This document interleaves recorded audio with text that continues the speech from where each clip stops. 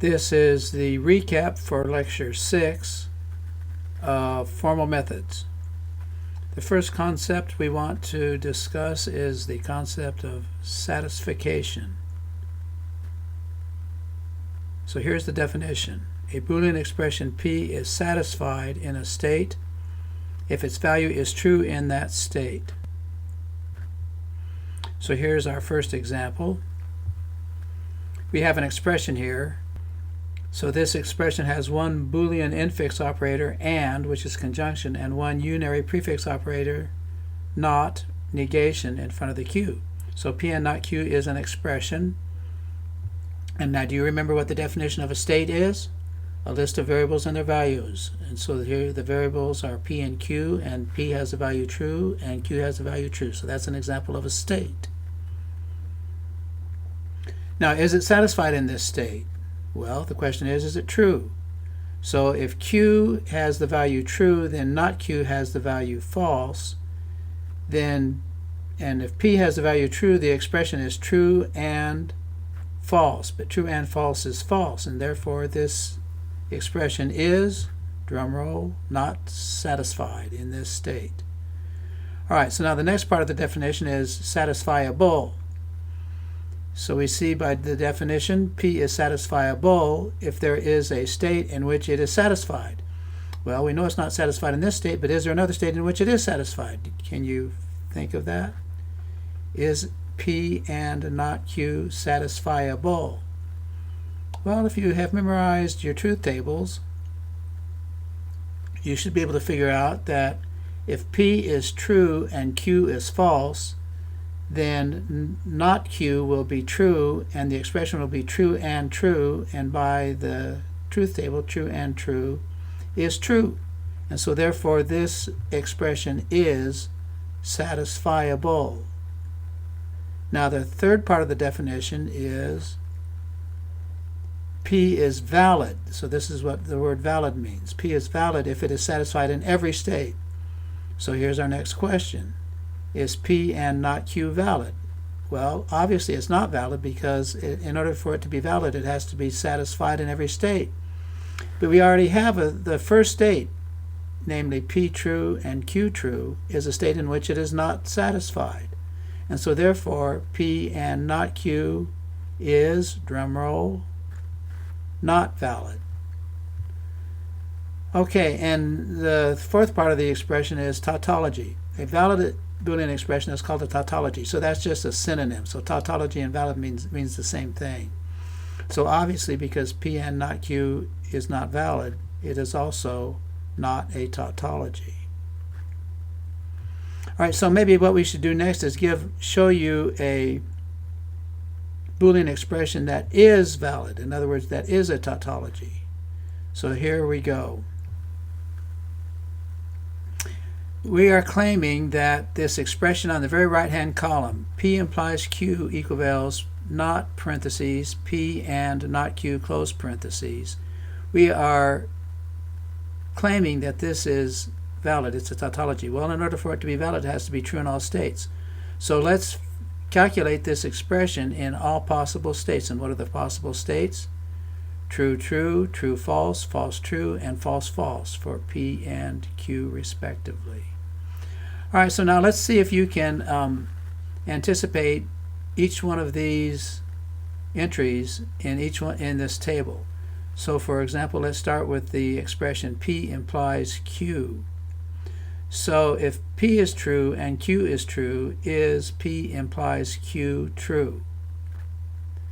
And if you have memorized your truth table for implication, that is true. Now let's see if you can exercise your brain cells here and see how well you remember your truth tables. So what about if P is true and Q is false? What about P implies Q? So maybe pause until you can think of what it is. And that's false. And similarly for the rest of them. What about false implies true? What about false implies false? What about P and not Q? So if P is true and Q is true, what is P and not Q? Can you work that out in your head?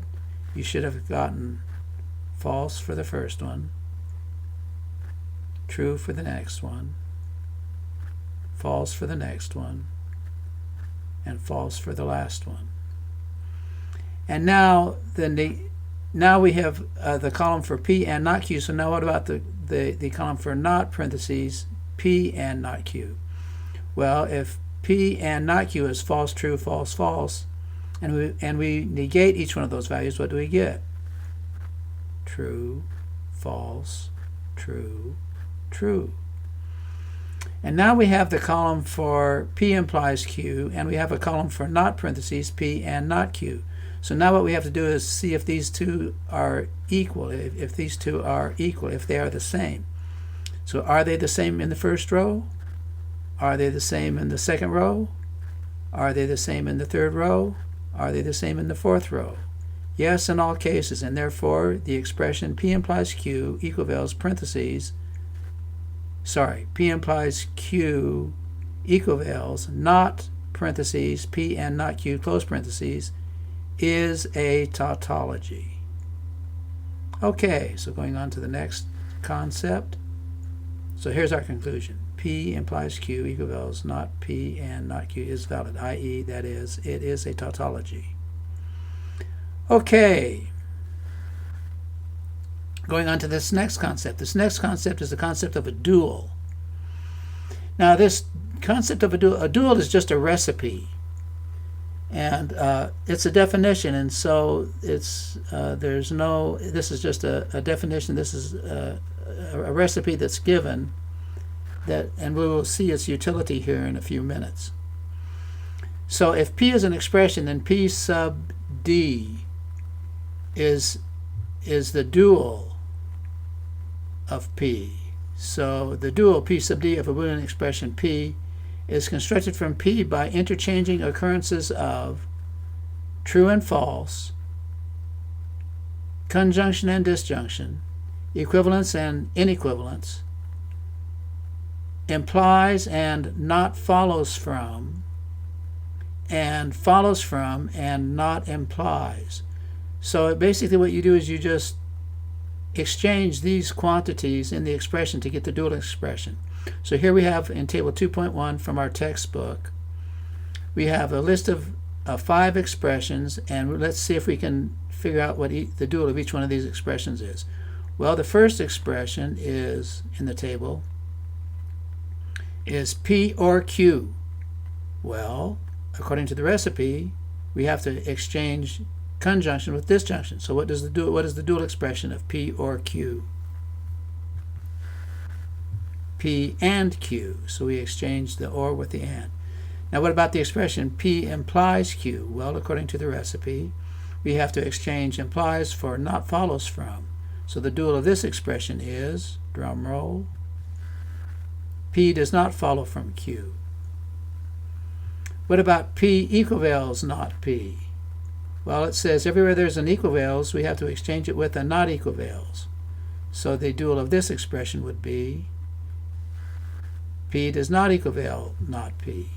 So that's the dual expression. And now here we have, here we have 3 symbols. Actually, we have 2 constants and 2 operations. We have false and true, we have not equivals, and we have or. So according to the recipe, what do? The false becomes true, the not equivals becomes equivals, the true becomes false, and the or becomes and. The disjunction becomes conjunction. So what we have for the dual of this expression is true equivals false and P. And what about the last expression? We have a conjunction and an equivals. So the dual of this expression is not P or not Q does not equival R. So that's you just crank these out according to the recipe. There's no thought process involved at all. Now, why is this duality important, or how is this duality useful? It's useful because of this 2.3 from the book. It's called meta-theorem duality. Now, I have written this out slightly differently from the way it's presented in the book.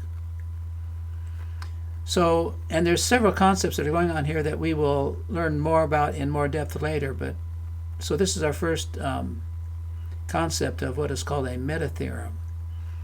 Now, a meta-theorem, what is a meta-theorem? A meta-theorem is a theorem about theorems. Okay, and this particular theorem about theorems concerns duality. Now, there's two parts to this meta-theorem duality. There's part A and part B. And part A says valid P equivales valid not P dual. And the second part says valid P equivales Q equivales valid P dual equivales Q dual, Q sub D. So what does all this stuff mean? Well, in order to understand this meta-theorem duality, we have to understand what we mean by this valid predicate. This valid is called a predicate. So we need to define what a predicate is. So let's step back now and learn what a predicate is. In formal methods, a predicate is a function that returns type Boolean, but whose parameters might not be type Boolean. Now we're going to discuss functions in much more detail later, and we are going to discuss types also in much more detail later. But for now, I think everybody from algebra knows what the concept of a function is. So let's give an example of a predicate, which is a function that returns type Boolean, but whose parameters might not be type Boolean. So here's an example. Odd n is a predicate. Okay, so now why is odd n a predicate? Well, how does this odd n function work? Here's how it works. Odd 5 returns true, and odd 6 returns false. Now why does odd 5 return true? Because 5 is an odd integer. And why does odd 6 return false? Because 6 is not an odd integer. So therefore odd 5 returns true, and obviously odd 7 returns false, and odd 8 returns true, and so on. Now this 5 is the parameter. Okay, so in general odd n is a predicate where n is an integer. And notice that the parameter is not type Boolean. The parameter is an integer. So odd n returns type Boolean, but its parameter is type integer. So 5 and 6 are integers. Those are the parameters. But the function itself returns either true or false. So this is an example of a predicate. I should hasten to add here that the word predicate has several different meanings in logic, and so this is one of the meanings of the word predicate.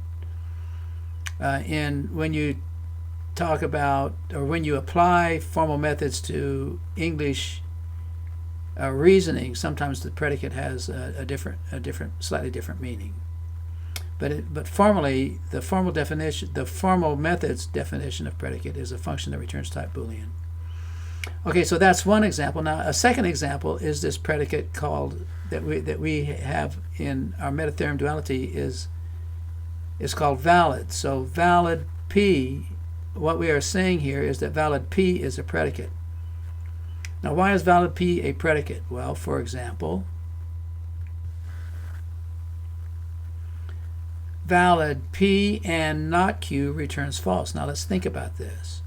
Do you remember a few minutes ago we said that P and the expression P and not Q is not valid because there is a state in which it is not true. In order for it to be valid, it has to be true in all states. So you see, in this predicate valid, P, the parameter, is an expression. All right, it's an expression. And so an example of valid P is when P is the expression P and not Q, and because P and not Q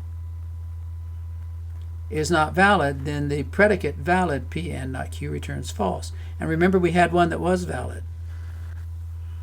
So if we put P implies Q equals not parentheses P and not Q close parentheses, because that expression is valid, then valid, that expression returns true. Okay. And now we should be able to understand meta-theorem duality 2.3 at the top of the slide here.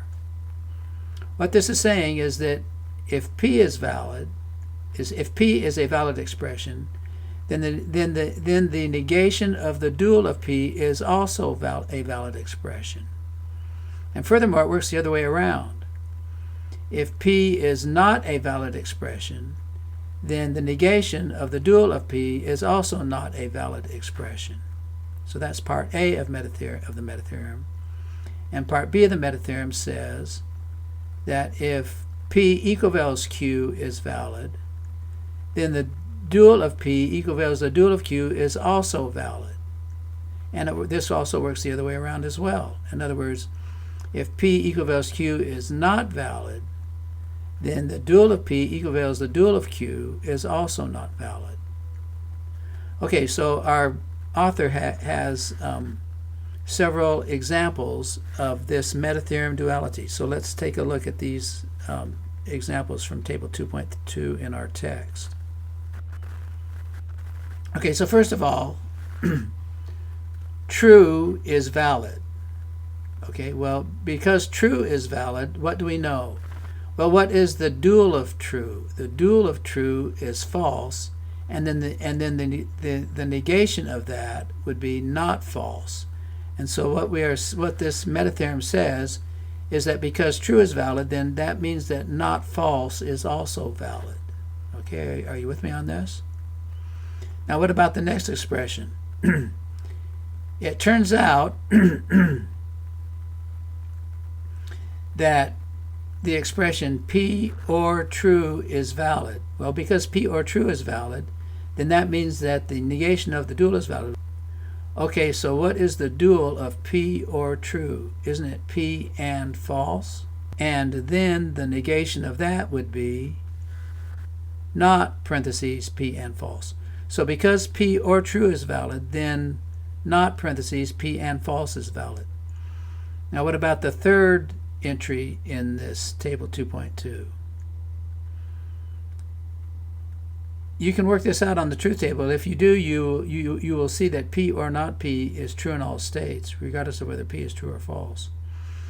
So what is the dual of P or not P? It's P and not P, and so the negation of that is not parentheses P and not P. So because P or not P is valid, then we know by the meta-theorem 2.3a that not parentheses P and not P is also valid. And here are some examples of the part B of the meta-theorem. Because true equivalents true is valid, that means that false equivalents false is also valid. The second example, we have the expression P or Q equivalents Q or P. So, because P or Q equivalents Q or P is valid, that means that the dual of P or Q equivalents the dual of Q or P. And what is the dual of P or Q? It's P and Q. And what is the dual of Q or P? It's Q and P. So what do we have? P and Q equals Q and P is also valid. Now this next one is kind of interesting because we can choose which one of these equivals to use in part B of meta-theorem duality 2.3. And what we are going to do is we are going to choose the middle equivals. So what is the dual of P equivals Q? P not equivals Q. And what is the dual of Q equivals P? Q not equivals P. So by the meta-theorem duality, we know that P not equivals Q not equivals P. And for the last one, the dual of not P or Q is not P and Q. And then the dual of not P and not Q is not P or not Q. So by the meta-theorem, because the original expression is valid, so is the second expression. This is a law called, it has a name, De Morgan's law, that we're going to study in more detail later on. But this is yet another example of meta-theorem duality 2.3b. All right, so that wraps up our recap for Lecture 6. See you next time.